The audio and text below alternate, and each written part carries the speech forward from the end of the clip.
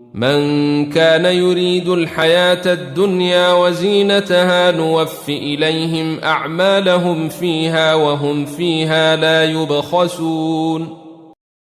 کوم خلق چې یوازې د همدې دنیا د ژوند او د هغې د ښکلاو غوښتونکي وي د هغو کړو وړو ټوله میوه موږ هم دلته ورکوو او په دې کې له هغو سره هیڅ کمی نه کیږي. أولئك الذين ليس لهم في الآخرة إلا النار وحبط ما صنعوا فيها وباطل ما كانوا يعملون.